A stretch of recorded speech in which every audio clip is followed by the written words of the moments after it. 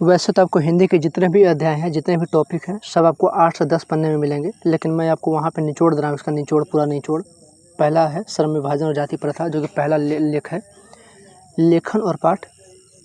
आप इस पर गौर करें, छोटी वीडियो है, मैं लॉन्ग में कवर करूँगा, आप इस पर कवर करें, कितने छोटे में मैंने समझा दिया है। पाठ का मुख्य मुद्दा क्या है, समर्थकों का तर्क क्या है, यानी कि जो जातिवाद को अच्छा मानते हैं उनका तर्क क्या है, अम्बेडकर जी का खंडन क्या है, पहला खंडन, श्रम विभाजन की खामी यानी कि दोषपूर्णता क्या है,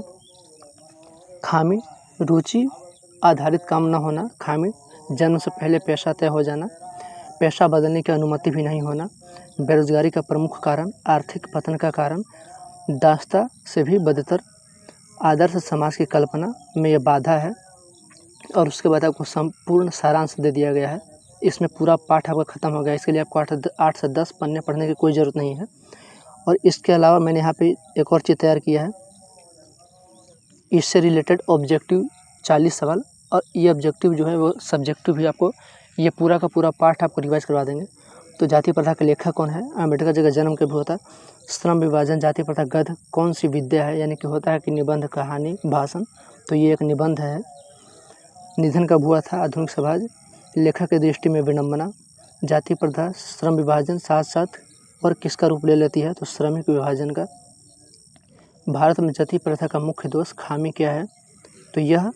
मनुष्य को पेशा में बांधे रखती है, एक ही पेशा में बांधे रखती है, भले उसका उसमें रुचि हो या ना हो।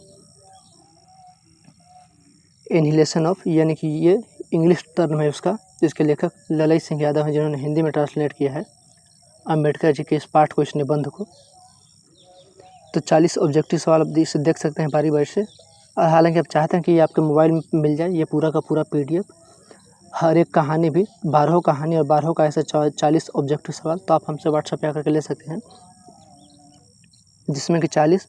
परीक्षा में आने वाले सवाल तैयार किए गए हैं और केवल विषय पे ही केंद्रित रहा गया है, विषय से भटका नहीं गया है। तो आप इस पर गौर करें, कितना अच्छा से मैंने क्वेश्चन तैयार किया है और कितना अच्छा से मैंने 8 से 10 पन्ने के इस चैप्टर को मोटे मोटे बिंदु में बांट दिया है। और लास्ट में सारांश कि ये पूरा कहानी कहता क्या है, और हिंदी